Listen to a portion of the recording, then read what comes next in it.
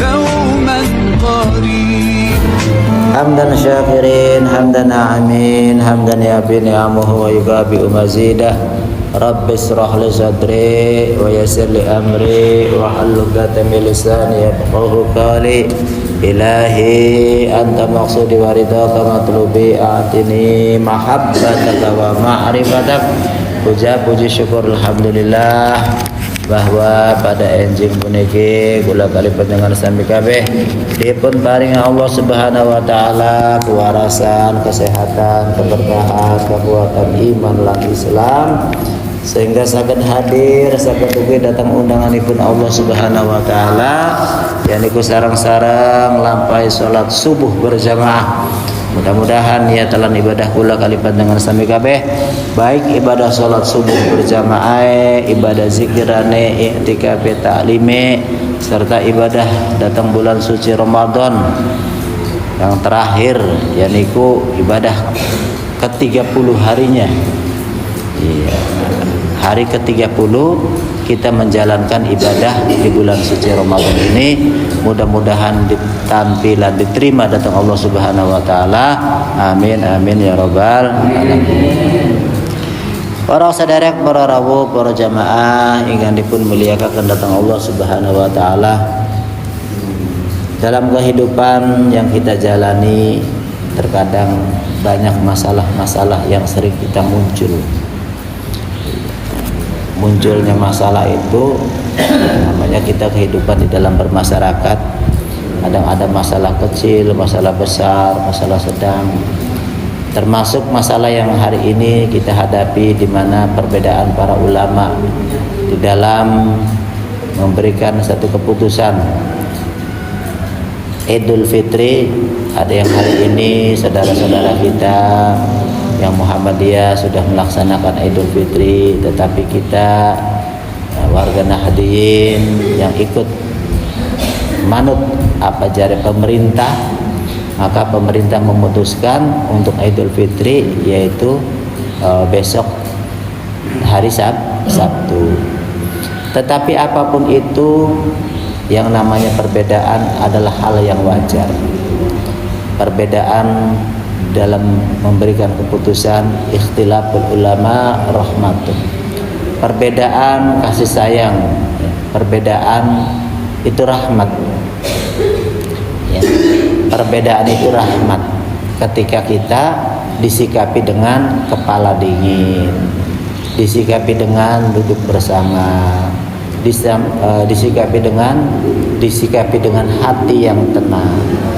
Tetapi ketika perbedaan itu kemudian dibesar-besarkan, apalagi sampai ribut, sampai kemudian memecah belah persatuan, maka yang terjadi bukan rahmat tetapi laknat. Nah, maka hadirin jamaah yang dimuliakan oleh Allah Subhanahu wa taala, kita mengikuti apa yang diaturkan, apa yang disampaikan oleh pemerintah saja, karena sudah ada orang-orang pintar di sana. Ya, sudah ada orang-orang pintar.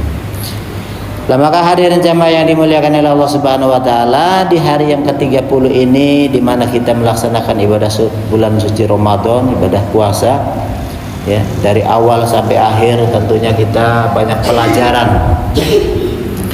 banyak pelajaran yang kita didapatkan, karena sesungguhnya Ramadan itu mentarbiyah kita, mendidik kita, melatih kita untuk agar senantiasa istiqomah.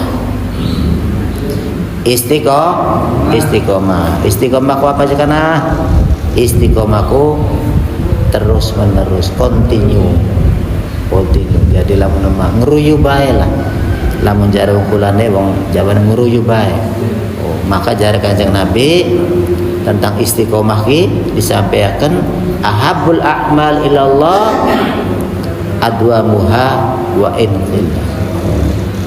Dari Kanjeng Nabi, amalan yang paling dicintai oleh Allah adalah terus menerus, konsisten walaupun setitik.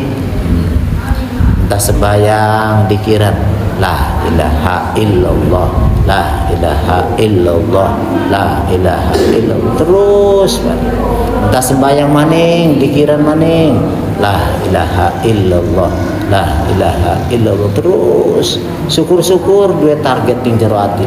Ditarget saya harus berusaha untuk mentargetkan minimal setiap kali saya habis sholat saya harus membaca dzikiran la ilaha illallah, la ilaha illallah, atau baca salawat. Nah, tetapi yang sudah berjalan di sini kan subhanallah, alhamdulillah, Allahu akbar, itu juga sudah istiqomah. Ya, terus menerus.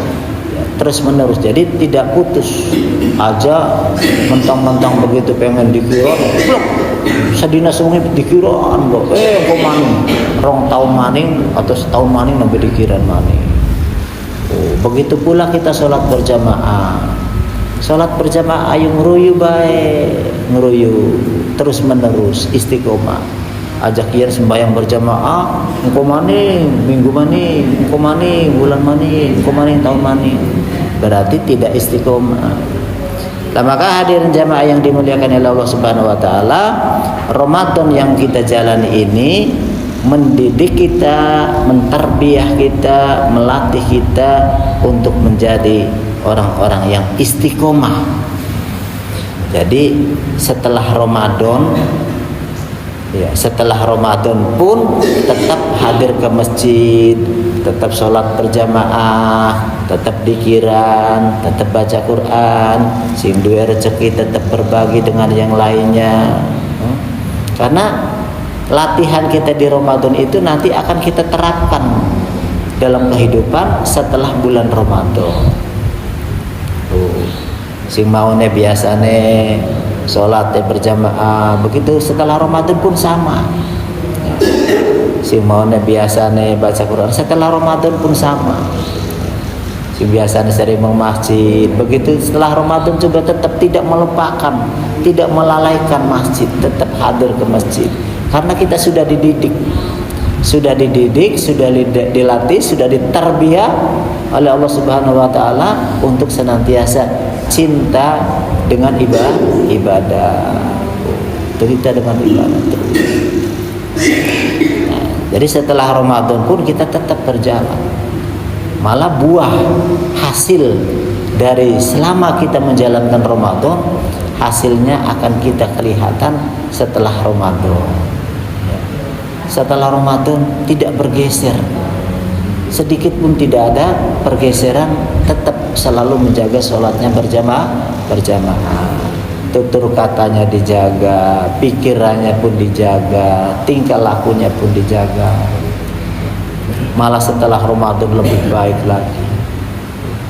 Setelah Ramadan dia tanamkan di dalam hati, kapanpun, dimanapun, dengan siapapun bertemu, saya akan membahagiakan dan saya akan memberikan manfaat bagi banyak orang.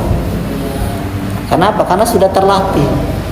Ramadan itu betul-betul melatih kita bukan hanya lapar dan haus saja, tetapi kita punya jiwa-jiwa kepedulian, jiwa-jiwa sosial, ya. Merasakan bagaimana orang ketika kelaparan, merasakan bagaimana ketika orang tidak makan, merasakan bagaimana perihnya, tidak enaknya orang tidak punya sesuatu yang untuk dimakan. Maka itu akan masuk ke dalam diri kita dan kita timbulnya ada rasa empati, rasa peduli, ya, rasa belas kasihan terhadap yang lain. Jadi orang-orang yang beriman itu di dalam hatinya ditanamkan oleh Allah Subhanahu wa taala yaitu sifat kasih sayang. Sifat kasih sayang, peduli dengan yang lain. Bukan hanya memikirkan keselamatan sendiri saja, keselamatan keluarga saja, tetapi juga keselamatan bagi banyak orang. Nah, maka hadirin jemaah yang dimuliakan oleh Allah Subhanahu wa taala, jadi di dalam Ramadan kita dilatih Allah Subhanahu wa taala, dilatih oleh Allah menahan lapar, menahan haus, serta menahan hawa nafsu, ya, yang selama ini terus, ya, menyerang kita, ya. Menyerangnya bukan dari luar, menyerangnya dari dalam. Hawa nafsu selalu membisikkan ke dalam kita, ya, untuk tidak taat kepada Allah, untuk mengabaikan perintah Allah, untuk melanggar perintah Allah. Nafsu mah pengen wis aja sembahyang mani, aja puasa mani, aja. Dan nafsu yang paling terbesar pada diri kita adalah nafsu malas. Wong bakal wis kena sifat malas, ya. Baik wong cilik, wong gede, wong tua, wong enom, wong pintar, wong bodoh, wong sugih, wong larat bakal wis kena malas, berarti sudah diliputi oleh hawa nafsu. Maka itu wajib kita lawan. Ya. Sifat malas, beliki yang pratin harus kita lawan. Itu bukan dari luar. Ya. Musuh yang terbesar pada diri kita adalah diri kita sendiri, yaitu hawa nafsu, rasa malas, rasa beliki yang rasa pratin harus kita lawan. Apalagi sekarang di penghujung Ramadan, ya, kita harus sering muhasabah, harus sering mengevaluasi perjalanan Ramadan kita dari awal sampai akhir.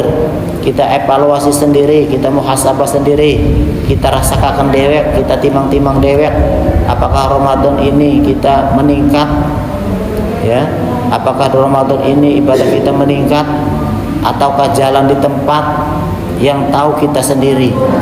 Kalau Ramadan kita betul-betul meningkat, berarti ada kesemangatan di dalam diri kita untuk senantiasa melakukan kebaikan-kebaikan, melakukan amal soleh, ligane baik, ibadah seneng, hubungan karo Gusti Allah seneng, hubungan karo manusia selalu dijaga. Bagaimana supaya dia selalu memberikan manfaat bagi banyak orang, dijaga tutur katane, dijaga pikirane, dijaga tingkah lakune, jangan sampai merugikan orang lain. Kemudian juga bukan hanya hubungan baik dengan Allah dan manusia saja, tetapi juga menjaga diri sendiri, ya. Sayang terhadap diri sendiri. Siapa lagi kalau bukan kita yang menyayangi? Yang menyayangi diri kita adalah diri kita sendiri. Nah, maka kita perhatikan tubuh kita, perhatikan pikiran kita, ya. Tubuh kita ini kira-kira bagaimana caranya supaya senantiasa taat kepada Allah Subhanahu wa ta'ala.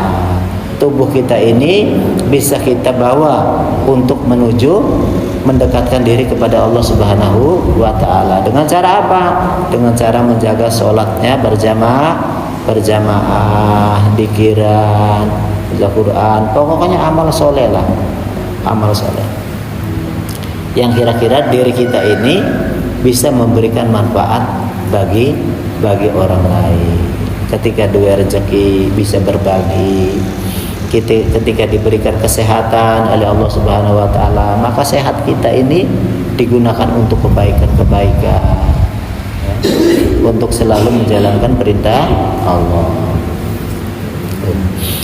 Jadi hadirin jamaah yang dimuliakan oleh Allah Subhanahu wa ta'ala, selama Ramadan kita dari awal sampai akhir kita dilatih, dididik, ditarbiyah oleh Allah Subhanahu wa ta'ala untuk senantiasa taat dan dekat dengan Allah Subhanahu wa ta'ala. Ramadan bukan hanya menahan lapar saja, bukan hanya menahan haus saja, bukan hanya menahan hawa nafsu saja, tetapi yang paling terbesar, tantangan terbesar bukanlah sekedar menjalankan ibadah tersebut, melainkan bagaimana kita bisa menjaga konsistensi, istiqomah, terus menerus, sehingga begitu Ramadan wis berangkat kita tetap tekaning masjid. Wis mari je tarawih nega. Ya wis endah kita ini wis senang di masjid karena sudah dididik oleh Allah selama Ramadan. Bagian wis langkah tarawih nega tetap teka salat maghrib berjamaah, salat isyane berjamaah, salat duhure berjamaah, salat asare berjamaah. Kemudian dididik apa lagi? Dididik malam-malam sing biasanya sahur. Kita terbiasa bangun malam. Terbiasa bangun malam. Supaya karena sudah dididik, sudah dilatih selama bulan Ramadan, bakawaya jam 4, setengah 4 tangi sahur, Tetapi ini tidak digunakan untuk tangis sahur maning, untuk sahur maning, tetapi untuk siap-siap sholat subuh berjamaah. Dilatih untuk sholatnya subuhnya berjamaah, dilatih untuk sholat malam, sholat tahajud, mohon pada Allah. Di saat saudara-saudara kita sedang terlelap, asik, tertidur pun bagi orang-orang yang imannya bagus, orang-orang yang baik, orang-orang yang selalu taat pada Allah, kerata, kerutuk marah di padasan, banyu wudhu, memohon pada Allah, ya, menangis, merintih sama Allah. Kenapa? Karena sudah dilatih. Selama Ramadan kita dibangunkan setiap jam 3:30, jam 4 kita bangun untuk sahur. Tetapi setelah Ramadan, karena kita sudah terbiasa bangun, maka kita siap-siap menuju ke masjid untuk sholat berjamaah. Jadi Ramadan ini mendidik kita, melatih kita supaya tertib, supaya terbiasa. Untuk membiasakan hadir ke masjid itu tidaklah gampang, ya. Untuk biasa hadir ke masjid, ke musola itu tidak gampang. Untuk mencapai mendekatkan diri kepada Allah, membiasakan tertib itu tidak mudah, harus dilatih. Segala sesuatu dalam kehidupan ini harus dilatih. Tidak bisa sekonyong-konyong langsung jrem jadi bagus, tidak bisa, sedikit-sedikit. Ayo, terutama kita harus bisa melawan hawa nafsu yang ada pada diri kita, melawan sifat malas, melawan rasa beliki, melawan rasa pratin. Ini musuh utama yang ada pada diri kita. Itu nafsu yang harus kita kendalikan. Nafsu itu tidak bisa dihilangkan, karena kita kodrat sebagai manusia diberikan oleh Allah Subhanahu wa taala nafsu. Tetapi nafsu ini bukan untuk kita perturuti, tetapi untuk kita kendalikan. Jangan sampai kita pada akhirnya menyesal di kemudian hari. Disebabkan apa? Karena kita terlalu memperturuti hawa nafsu. Karena terlalu memperturuti hawa nafsu, terkena penggoda setan. Maka hadirin jemaah yang dimuliakan oleh Allah Subhanahu wa taala, di penghujung Ramadan yang hanya tinggal beberapa jam lagi kita akan meninggalkan Ramadan. Maka manfaatkan sisa-sisa Ramadan yang masih ada ini untuk ibadah.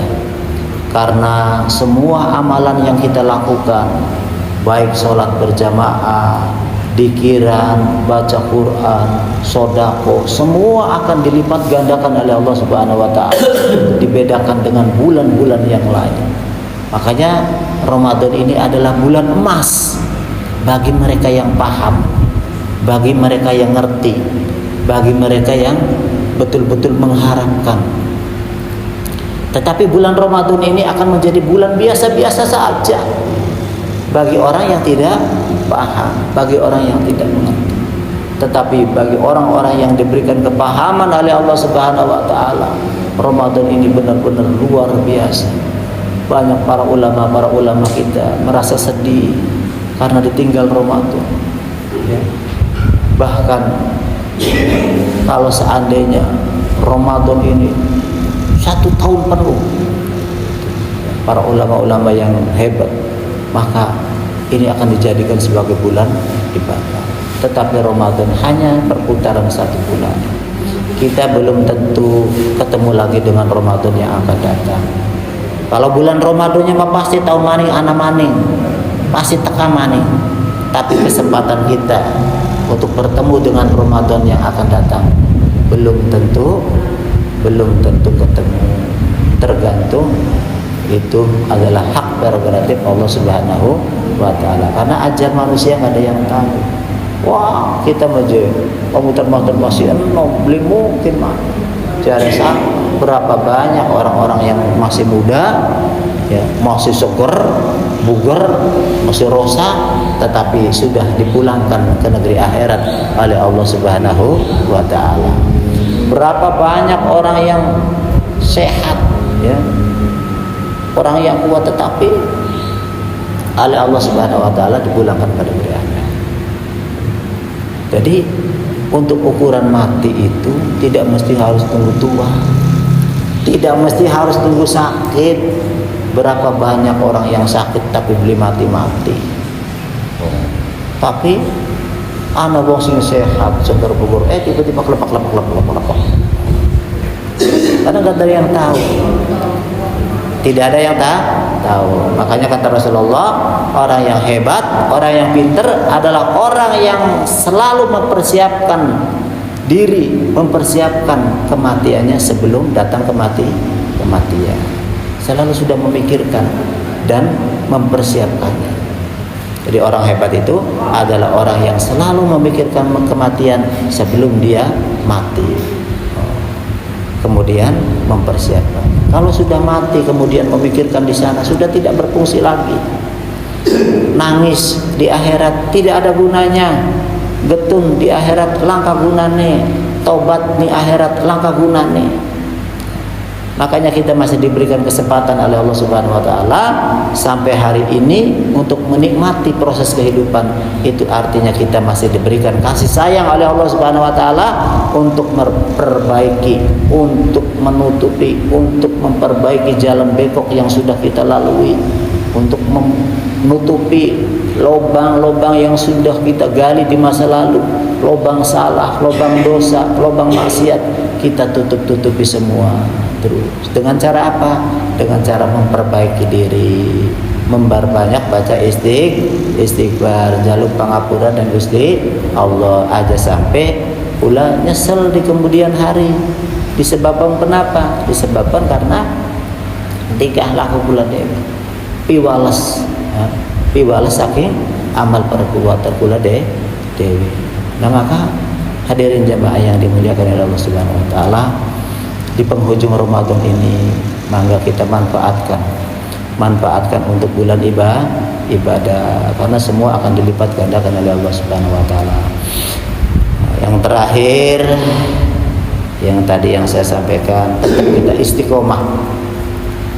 Setelah Ramadan pun tetap datang ke masjid, tetap mengusola, tetap masjid, tetap melakukan kebaikan-kebaikan, tetap sing mau baca Quran, sing mau senang dikiran, sing mau senang baca solawatan, sing mau senang sedekah, tetap memberikan sedekah. Kira-kira istiqomah, konsisten. Inilah tantangan yang terbesar bagi kita, adalah istiqomah. Terus menerus konsisten, nguruyu sing paling angel nguruyu. Kadang-kadang kan sing aran manusia bakal lagi kiyeng mau ayo lagi kiyeng. Tiba-tiba bakal wis beli kiyeng. Engko anane tahun maning, orang tahun maning. Tapi istiqomahnya ini nguruyu baik. Demikian kajian kuliah subuh pada pagi hari ini. Mudah-mudahan ada manfaatnya, wabil khusus untuk diri saya sendiri dan umumnya untuk para jamaah, untuk sama-sama meningkatkan kualitas iman dan takwa kepada Allah Subhanahu wa taala.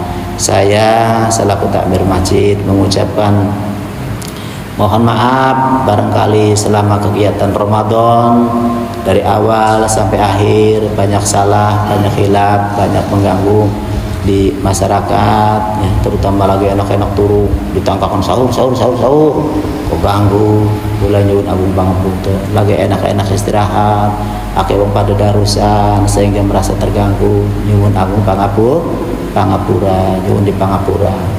Iku mawon mudah-mudahan bermanfaat. Kula tutup kelawan kafaratul majelis. Subhanallah wa bihamdihi subhanakallahumma bihamdik asyhadu an la ilaha illa anta astaghfiruka wa atubu ilaik. Nyuwun agung pangapunten. Assalamualaikum warahmatullahi wabarakatuh. Waalaikumsalam warahmatullahi wabarakatuh.